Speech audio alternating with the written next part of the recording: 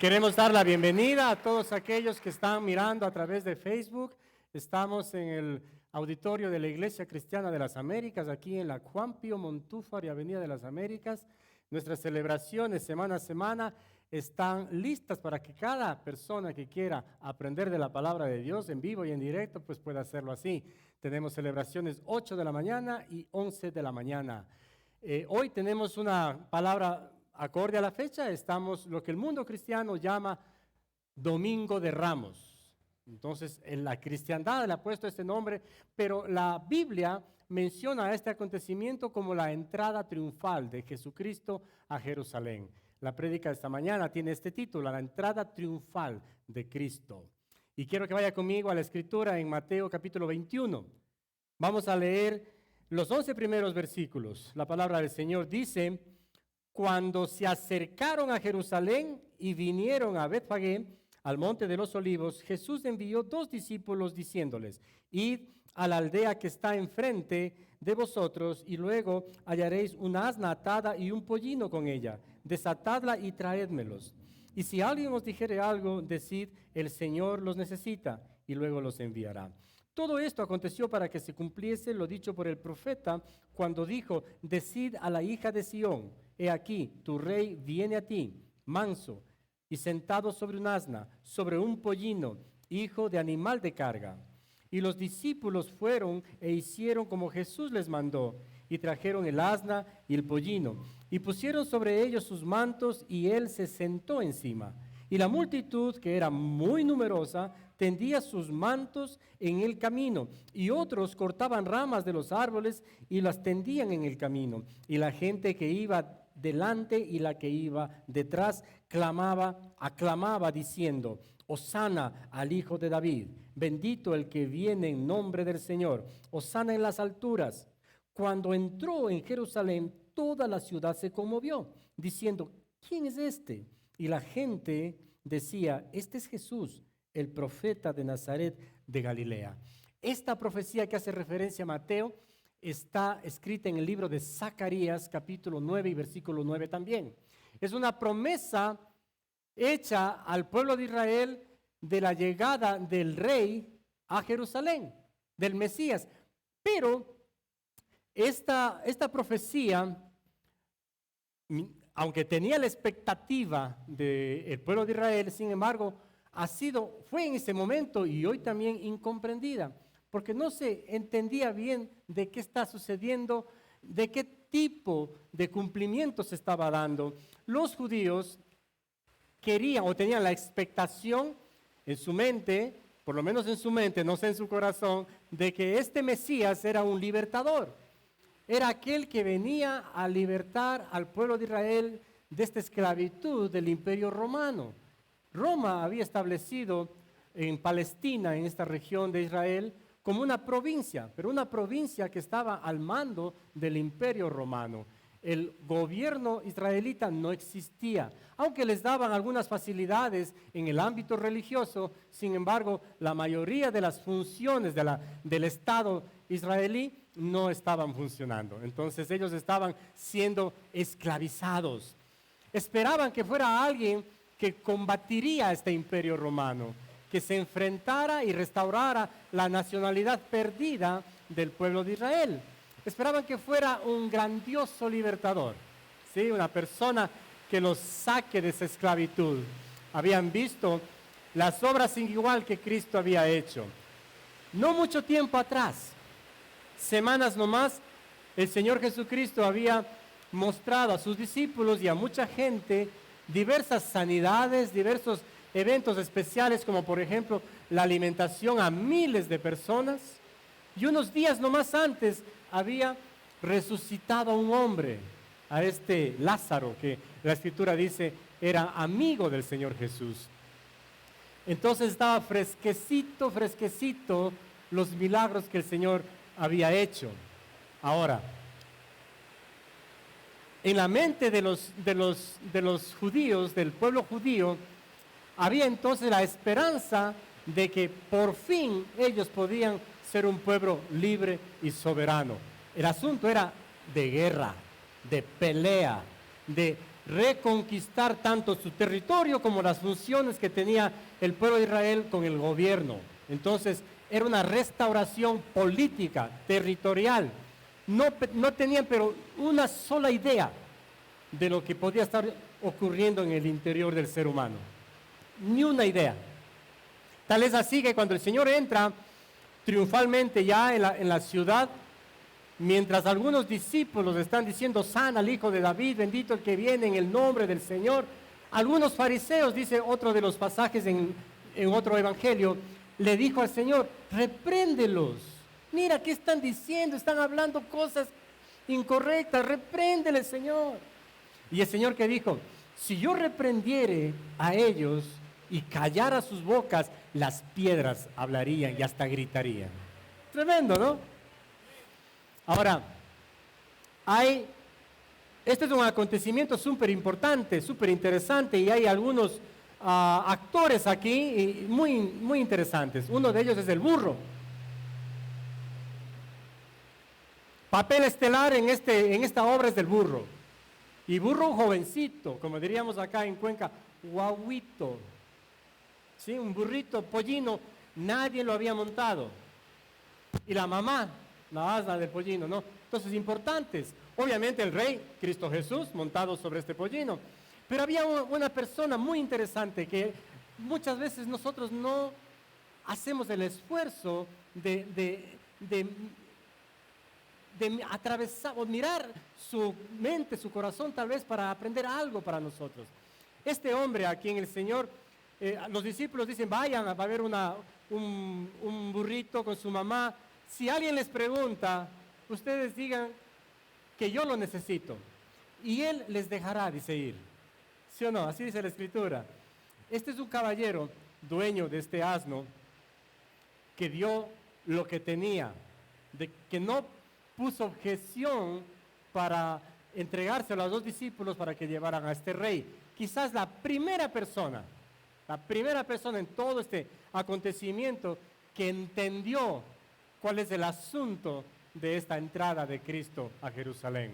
Porque no era militar, no era política, no era un asunto territorial o gubernamental, sino que era un asunto interno. Y esta persona, desde su interior, simplemente dijo, no me importa que se lo lleven, esto es mío, si les sirve, vaya que se lo lleve. Entonces estaba dispuesto de corazón, pero también con lo que tenía. Era una decisión interna, pero que le expresó con lo que tenía. Hoy, el mundo cristiano está enfocado en otras cosas. No ha alcanzado a entender la magnitud de este maravilloso día y se ha quedado solamente en una expresión religiosa denominada Domingo de Ramos. Yo me he preguntado lo siguiente. La escritura que leímos dice que mucha gente, la primera cosa que hicieron es sacaron sus mantas, ¿sí? Y pusieron tanto en el pollino, en la asna, como en el suelo. ¿Por qué no se llama entonces Domingo de Mantas? Domingo de Chompas. Sí, pero dice que los que no tenían esto, entonces cortaban ramas de las palmeras, qué sé yo, de los árboles, dice otra versión, y lo ponían en el camino, como un símbolo de dar un buen camino, ¿no es cierto?, al rey que estaba llegando. Ahora miren, este pasaje tiene tres consideraciones extremadamente importantes de las cuales usted y yo debemos estar completamente convencidos. La primera es que lo hago con signo de interrogación. ¿Cristo está siguiendo el protocolo o siguiéndoles la corriente al pueblo? Si está siguiendo el protocolo, entonces él asume que es rey. Si él asume que el rey debería ir montado por lo menos en un caballo, un rey en un burro, por favor, qué vergüenza. El rey debía estar con el mejor equipo, con la mejor coraza, custodiado por ahí por sus edecanes, pero estaba con sus discípulos, a quienes los israelitas, los judíos, los menospreciaban. Entonces, parece que el Señor está usando el momento no siguiéndoles la corriente nomás, sino usando la posibilidad de que este pueblo entendiera de una vez por todas la razón por la cual Él está haciendo esta entrada a Jerusalén, que será la última.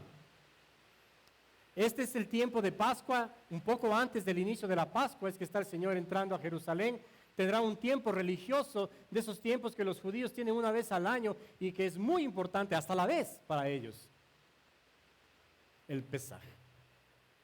Es la Pascua, que ya habíamos hablado de eso hace unas semanas atrás. Ahora, ¿era un rey militar? ¿Era un rey político? No. Era un rey espiritual y por esa razón no acudió, por ejemplo, de la manera que estoy mencionando, con edecanes y caballos y todo eso. Y tampoco fue al lugar que supuestamente se esperaría que llegue un rey, es decir, al palacio, que fuera llevado, ¿no es cierto?, por la muchedumbre hacia la sede de gobierno. No, él fue al templo, al lugar donde hay una relación con Dios, al lugar donde se supone que es el lugar que cada judío, cada israelita, cada miembro de este pueblo de Dios, el pueblo israelita, tenía que ir por lo menos una vez al año, y eso es lo que estaban yendo a hacer en esa semana, para acudir, a llegar, a enfrentar o confrontarse con el Señor, ¿sí?, con su pecado, con su necesidad, con su forma de vida, con todo su ser, y llegar a una comunión con Él. Entonces, tenemos que entender hoy nosotros, después de 2000 años, que el Señor nos deja una gran enseñanza. En este tiempo nos dejó una revelación y una oferta para toda la humanidad. No era un evento casual que el mundo olvidaría 2, 3 semanas después. Aunque el criterio de las personas que estaban gritando, Hosana al Hijo de David, que Hosana, queridos hermanos, no significa sino sálvanos. Muchas veces pensamos que Hosana es un término que implica, no sé, tal vez adoración, tal vez decir una palabra bonita a la persona que se lo merece. Hosana significa sálvame. Y lo que estaban gritando era sálvanos. Y la palabra Hosana no solo significa sálvanos, sino significa sálvanos ahora. Ahora, o sea, es tan grande mi necesidad que ahora necesito que me salves. Y es que así estaba el pueblo de Israel, cansados hasta aquí, ¿no es cierto?, de la opresión romana. Unos líderes religiosos y parte del pueblo que tenía dinero se alió a Roma. Uno de ellos fue Zaqueo. Él era un aliado de Roma con su dinero. Él invirtió parte de su dinero para que el gobierno le dé más. Y él se hizo lo que llaman un publicano, jefe de recaudadores de impuestos, totalmente alineado con Roma. Si a Roma le pasaba algo, la plata de él también le pasaba algo. Y así vivían. Entonces el pueblo quería ser libre de todos estos, de los cobradores de impuestos, de los romanos que no les dejaban hacer muchas cosas. Tenían algunas libertades, pero no muchas. Qué enseñanza y qué confrontación aquel día de parte del Señor Jesucristo para el pueblo en general, pero también para sus propios discípulos.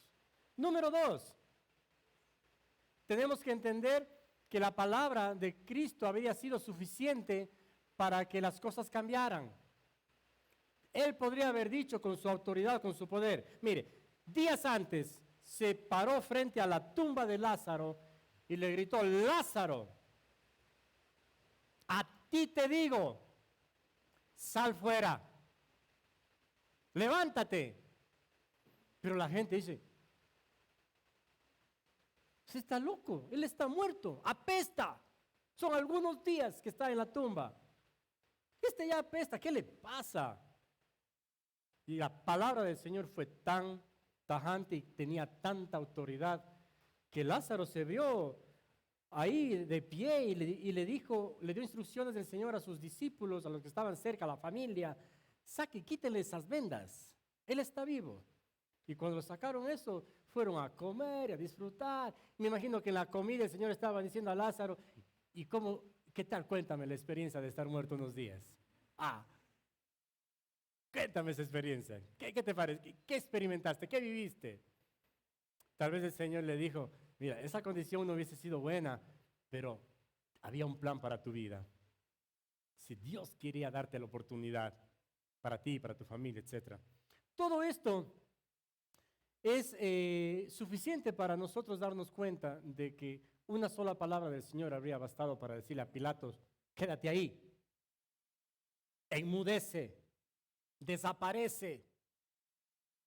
A los edecanes de Pilato les podría haber dicho, paren ahí. Y como hizo Dios, su Padre, en el pasado, haciendo separación del Mar Rojo, por ejemplo, creando unas dos grandes paredes, así también podría haber dicho a este ejército, quédate ahí, detente, échate al suelo.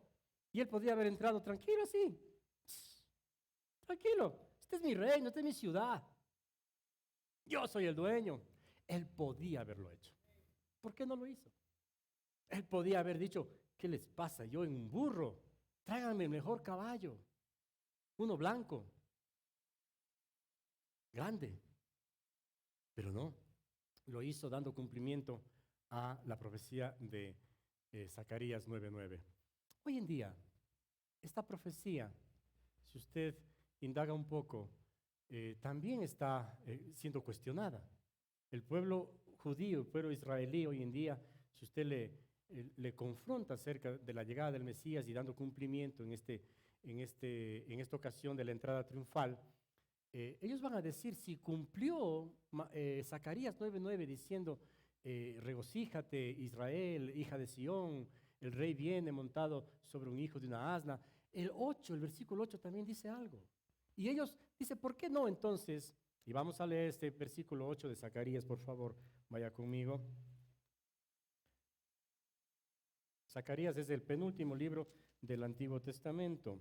Dice el versículo 8, entonces acamparé alrededor de mi casa como un guarda para que ninguno vaya ni venga, y no pasará más sobre ellos el opresor, porque ahora miraré con mis ojos. Está diciendo también del Mesías que debería ser el guarda, ¿sí?, de ellos como nación y que no permitiría al opresor, es decir, Roma, hacer lo que está haciendo. Entonces ellos dicen, si el Mesías cumplió 9:9, ¿por qué no cumplió el 8? ¿Qué es lo que nosotros esperamos? ¿Qué es lo que queremos? Hoy en día el mundo cristiano también está en el mismo ambiente, hermanos. Está en el mismo ambiente, y es que llegan a la Semana Santa pensando que es la única semana en donde yo debo ser cristiano. Si comienza mi santidad en Domingo de Ramos, algunos van y compran ramos. Conversábamos con mi esposa hace un momento, yo recuerdo que mi abuelita hacía bendecir el ramo en la iglesia y lo guardaba muy bien ahí en una esquina, en una parte alta de la casa. Y cuando llovía como ahora, cuando llovía más fuerte y habían truenos y daba miedo cuando hay truenos, sacaba un pedacito de ese ramo, lo quemaba y hacía humo, y ese humo iba a hacer que la tormenta se disipe. Tremendo, ¿no? Eso debíamos proveerles a todo el Ecuador que está ahora justo en tiempo de invierno, para que mejore su condición climática. Pero digo, estamos siendo o mirando solamente cosas superficiales, cosas que pueden terminar en pocos días. Entonces decía yo, estamos comenzando nuestra santidad en Semana Santa con Domingo de Ramos. De aquí algunos del jueves ya no se van a bañar, porque se van a hacer pescados. El día viernes no van a comer carne, ¿sí? No van a comer ni cochino, ni puerco, ni cerdo, ni cuchi, que es el mismo, ¿no? No van a comer pollo. Vimos un meme por ahí con mi esposa que decía un pollo a otro pollo, una gallina a otra gallina, que la abrazaba en una tina y le decía, tranquila Anastasia, todo el mundo va a comer pescado ahora. Sí, todo el mundo está preparándose para estas cosas. El viernes van a estar santos, santos, santos. No van a proferir ninguna palabra equivocada. Van a decir sí en todo. Si no van a estar muy cuidadosos con lo que piensan incluso, con lo que pisan. Muy cuidadosos. Las iglesias van a estar llenas desde el día jueves. escuchando, yendo a 7 iglesias por lo menos, o escuchando 7 palabras también. El día viernes van a estar en la celebración, entristecidos, con la cara larga, vestidos de púrpura. El día sábado van a estar en un silencio, porque recordando que Cristo murió. Y el domingo va a regresar ese gozo, ¿no es cierto? La alegría de que Cristo ha resucitado. Y el día lunes va a estar igual o peor que el sábado o viernes anterior de Domingo de Ramos. Y así hasta el próximo año. Una santidad anual. Señor, terminó Semana Santa. Nos vemos. Hasta el próximo año.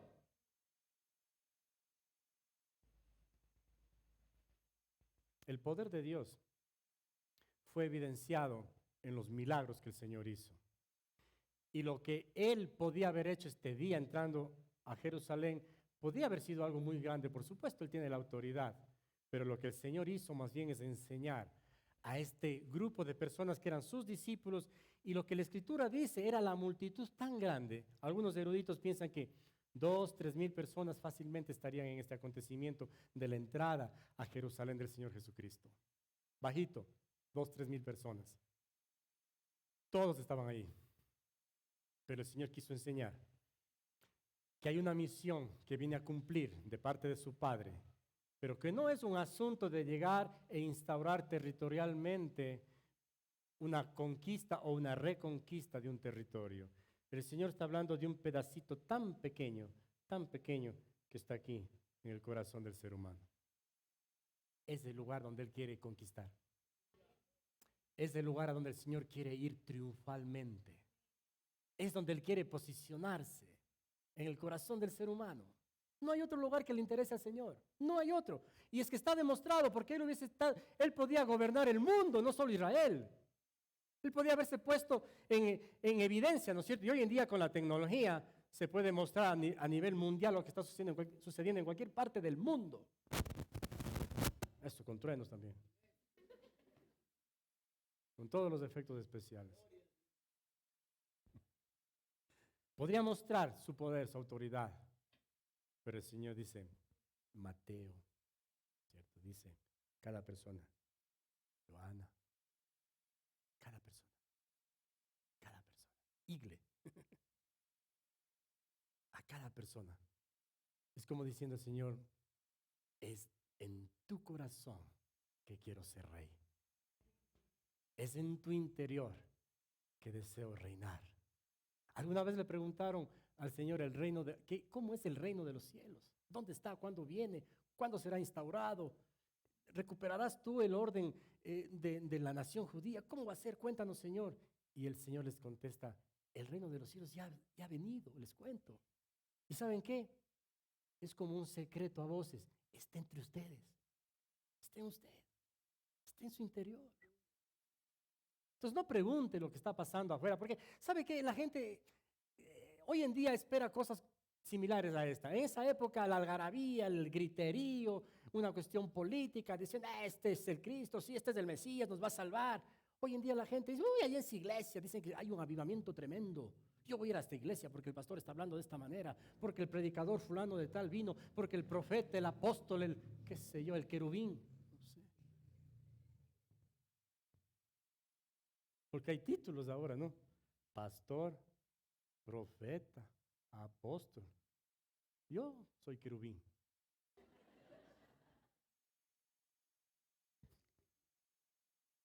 No he llegado a arcángel, no sé si es más o menos, pero querubín me queda bien. Pastor nomás, por la gracia de Dios. Pero la gente está buscando este tipo de cosas. Quisiera ver, no, es que yo voy allá porque la palabra de ahí, porque ahí está Dios. ¿Sabe qué dice la Escritura? Que usted y yo nos hemos constituido templos del Espíritu de Dios. Es decir, que al usted estar aquí, usted está trayendo la presencia de Dios a este lugar. Porque este lugar antes de que usted llegue estaba vacío, estaba como en la creación, desordenado y vacío. Y cuando salga va a quedar igual, desordenado y vacío. Va a quedar sucio porque usted ha transitado por aquí, porque algunos han puesto el chicle sobre la silla. Cuidado. Va a quedar así. Entonces no es el lugar, no es este templo, es este. Es este lugar, este lugar del Señor, del Rey, del Salvador. Entonces, llegamos al número 3, porque esta presencia o esta estancia del Señor como Rey genera un reino diferente, un reino extraño, un reino de patas arriba, ¿sí? El rey debía ser considerado como tal y ser protegido, resguardado, haberle dado lo mejor, pero entró en un burro. No tenía ni montura el burro. Pusieron sus mantas. Las mantas ni siquiera eran limpias, sudadas, las que estaban de ese rato ahí, pero ese era el rey. Así entró, mostrando obviamente una altísima dosis de humildad. Sí, era un reino donde no habían edecanes, no habían ministros de una tal o cual cosa.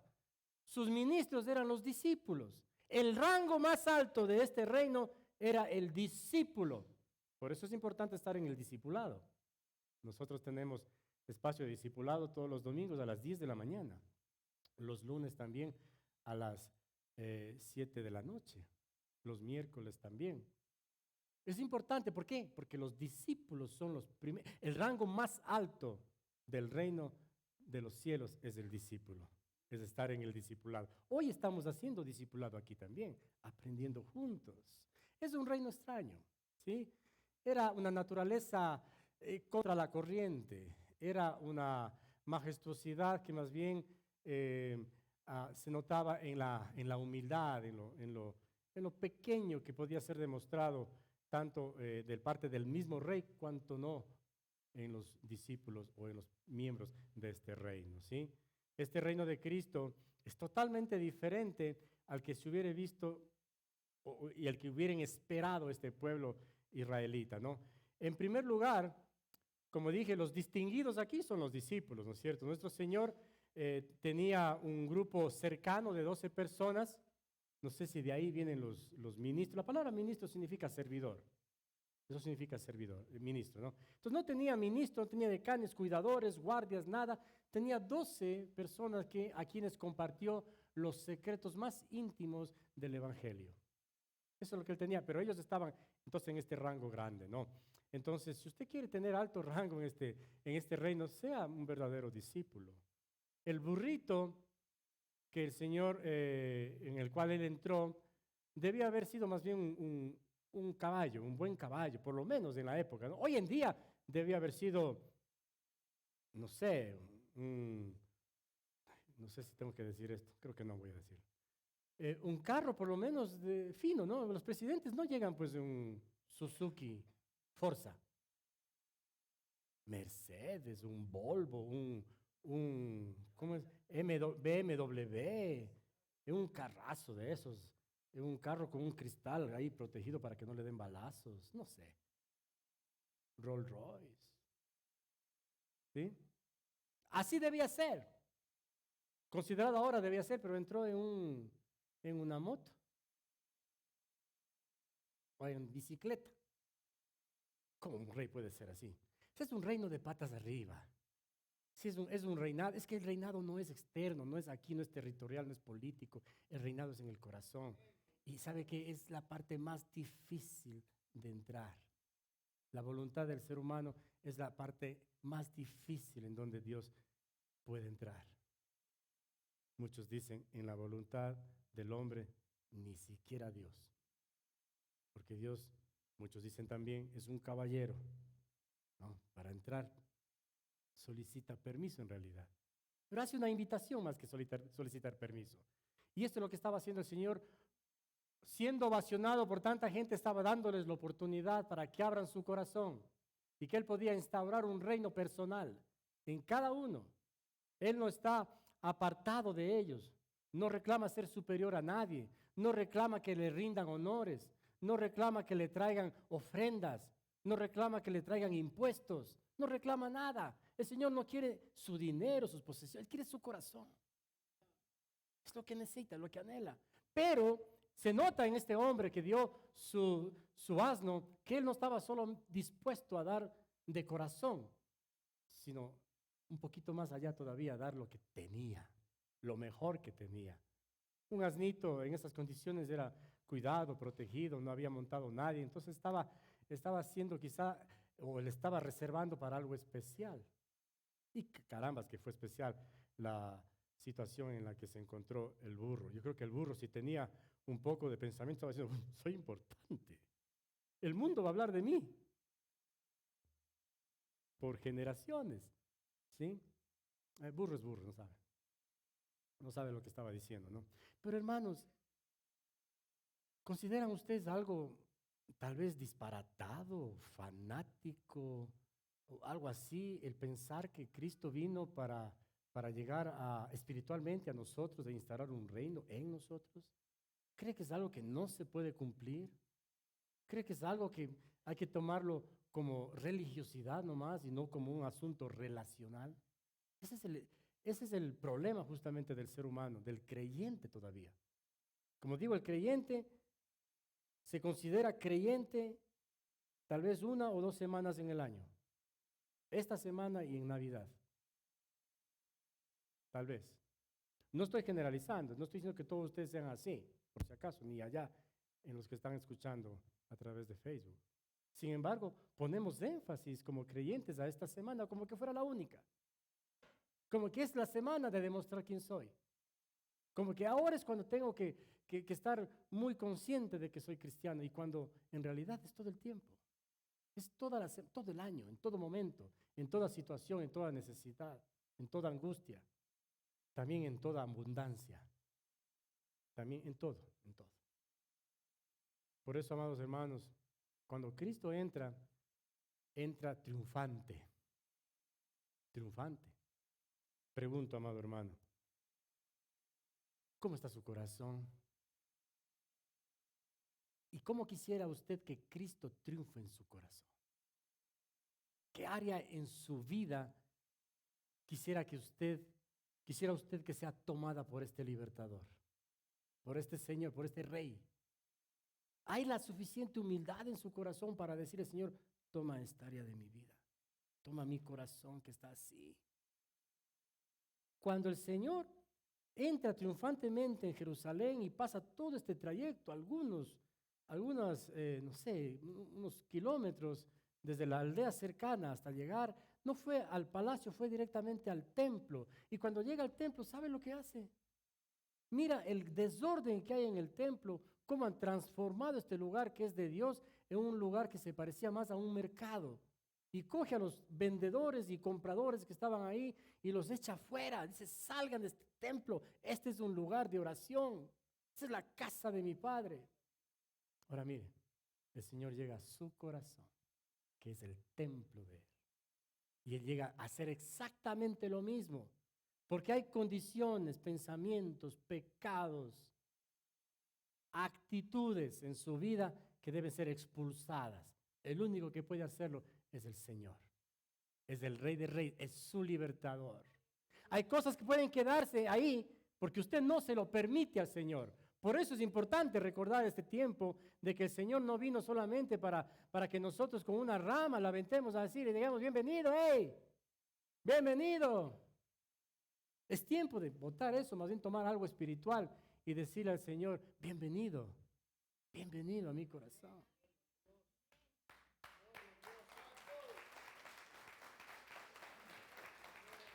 Es un reino que no tiene ningún tipo de comparación, amados. No puede ser comparado con nada. Nadie lo va a entender. De esta forma, nadie lo puede entender. Es un reino que solamente lo podrá entender aquel que toma la decisión personal de traerlo a su propia vida. Nadie más. Usted y su Señor saben qué tipo de reino son. Usted sabe cómo realmente es o cuál es la magnitud de su rey en su corazón. En otras palabras, usted sabe quién manda en su corazón.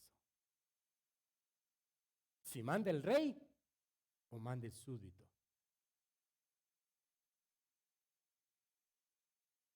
Si manda el rey, las cosas alrededor de su vida se organizan de una mejor manera.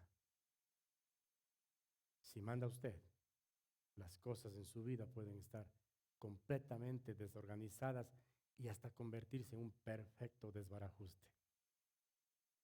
Algunos dicen, necesito ordenar mi vida. ¿De qué lo haga? ¿Quién sabe?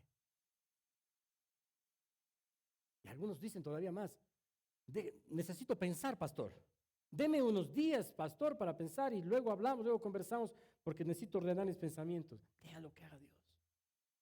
Permítale que haga el Señor eso. ¿Cómo lo hago, pastor? Pero aquí está, mi hermano. Es necesario relacionarse. La oración, queridos hermanos, es completamente incompleta. Parece redundante, ¿no? Es incompleta si solamente es de una vía. Si usted se acerca a los pies del Señor día tras día, a la hora que usted pueda, quiera, y presenta su queja, su necesidad, su reclamación, hasta su alabanza, su adoración delante de Dios, pero no recibe de Él. Es una oración incompleta, porque la oración es conversación, no es monólogo. No es poner lo que yo tengo, lo que necesito delante de Él para ver que cumpla mis deseos. Es una conversación, es una relación. Entonces, ¿cómo va a escuchar y cómo va a recibir instrucción de Dios? Por medio de su palabra. Cuán importante es estudiarla. No solo leerla, estudiarla. Amén. Así que Cristo llega con regocijo, con algarabía. El significado espiritual de todo esto es que así como en la vida normal, natural, el reino se construye de a poquito, no sé, un palacio se hace de ladrillito en ladrillito y se convierte en una gran casa, ¿no es cierto?, para albergar la presencia del rey. De la misma manera, su vida, su corazón, tiene que ser construido poquito a poquito, sí, dando espacio al Rey de Reyes y Señor de Señores. Primero entendiendo que Él es el Rey. Segundo, entendiendo que si usted le permite obrar a Él en su corazón, cosas van a ir cambiando. Él va a ir acomodando ladrillo por ladrillo en su vida. Él va a ir juntando con una argamasa perfecta. Sí, lo que necesita ser juntado en su vida. Él va a desechar las piedras que no necesita su edificio. El Señor nos enseña también en una ocasión que nosotros somos como labranza de Él, somos un terreno en labranza, pero también dice somos un edificio en construcción, en donde Él es el constructor y Él es el labrador.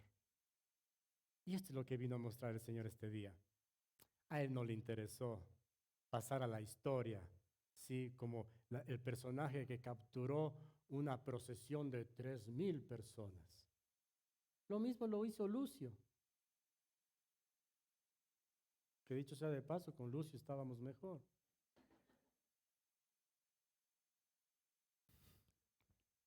El que entiende, entiende, ¿no? Lo mismo sucede con los políticos de hoy en día. Sí. Hoy las redes pueden advertir de esto, entonces dicen, miles de personas se congregaron en la avenida 9 de octubre en Guayaquil, cientos de miles para respaldar a su líder, bla, bla, bla, bla, bla, bla. Y lo mismo puede ser en Quito y en Cuenca, en Caracas, en Bogotá, en cualquier parte del mundo. Puede pasar lo mismo. Cristo no está empeñado en que lo recuerden de esta manera. El Señor está empeñado en que lo recuerden, que cumplió una profecía indicando que Él viene con toda la humildad a reinar, pero a reinar en su corazón. Es lo que Él quiere. Amén. Entonces, desde ese punto de vista, queridos hermanos, ¿cuál es el significado espiritual que usted y yo como creyentes tenemos que darle a la llamada Semana Mayor? Yo quisiera que en nosotros los creyentes se convierta en la vida mayor. Es decir, todos los momentos de nuestra vida.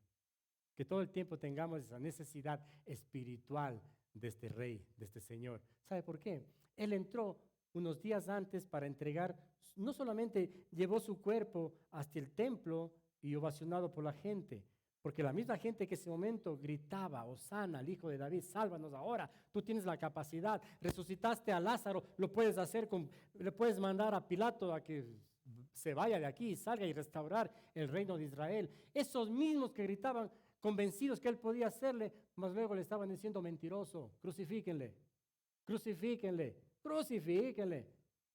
Nos ha incumplido, nos ha decepcionado, crucifícale, los mismos. Hoy el creyente, con pena digo esto, actúa de la misma manera, de la misma manera. Estamos celebrando su entrada triunfal a nuestras vidas, celebramos su muerte, su resurrección, ¿sí? Lo hacemos de una manera reverente, pero llega o pasan unos poquitos días y nos olvidamos completamente de mantener esa reverencia, de mantener esa honra a Él, de hacerlo notar en nuestras vidas, de permitir que lo que nosotros somos no podría ser si la presencia de Dios está en nosotros. Cuando hablo de cambios positivos estoy hablando, ¿no? Entonces, comencemos, amados hermanos, a pensar diferente a partir de hoy. Quizá que este momento que recordamos la entrada triunfal de Cristo en Jerusalén realmente sea para nosotros la entrada triunfal a nuestro corazón. Sí, que saquemos de nosotros todo tipo de supersticiones que se han venido en el pasado y cosas como estas. Yo un día estuve un día jueves, cuando yo no entendía mucho de la palabra de Dios, había ido a jugar un poco de baloncesto con unos amigos y llegaba sudadito. Entonces llegué a la casa y mi abuelita vivía con nosotros y yo estaba en el baño, se escuchaba el baño, pues no. Entonces, ¿qué es que el baño? Dice. Yo escuché eso, dije, yo, ¿quién yo? Soy Diego. ¿Qué no ves que te vas a convertir en pescado? Parece chiste, pero eso era real. Pero hoy en día estamos nosotros con otro tipo de supersticiones. Estamos pensando que Cristo puede llevar algunas cosas y en otras cosas no. Pensamos que Cristo es un genio, ¿sí?, de la lámpara maravillosa, al cual nosotros acercamos y tengo mi necesidad, entonces voy a orar al Señor, froto mi lámpara. Señor, tienes que darme esto. Y pienso que Él tiene la obligación de cumplirlo. Él es su libertador. Viene a salvarle su corazón para que usted esté garantizada su eternidad, pero también una vida nueva aquí, una vida abundante. Es su libertador en todo aspecto, hermano. Aprendamos a verle de esa manera al Señor. ¿Sí? Saquemos todos los compradores, los vendedores de su corazón, aquellos que están trayendo cosas que usted no necesita. Sí, haciéndose unos acumuladores compulsivos de pecado, dejando que entre y que que usted no pueda entrar en su propia vida porque el pecado es tan grande, es tan perverso, es tan dañino que está alrededor suyo. Permita más bien que salgan, que se aleje de su vida. Vive una vida sencilla, simple, como la vivió él. Él no se complicó con las posesiones, con nada. Cuando dormía a veces tenía de almohada una piedra. Estaba en una barca y a veces la comida era sencilla, pero también a veces disfrutaba de un gran banquete. Y cuando lo hacía, era criticado. Ese era Jesús. ¿Quién es usted? ¿Quién soy yo para ser diferente a Él, a este Rey? Quiero que entiendan. Y que entiendan, queridos amigos, que nos ven a través de Facebook, que este reino que el Señor vino a instaurar es un reino de paz, es un reino con toda la autoridad sobre el pecado, sobre la muerte. Y es ahí donde el Señor quiere obrar en cada persona que da el permiso, la autorización de instaurar ese reino de Cristo en su corazón. Así que le invito tanto a usted como a usted, iglesia, a recibir a Cristo en este día, sí, como el libertador de su corazón. Amén.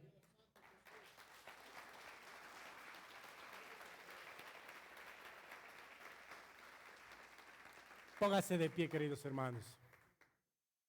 Pónganse de pie.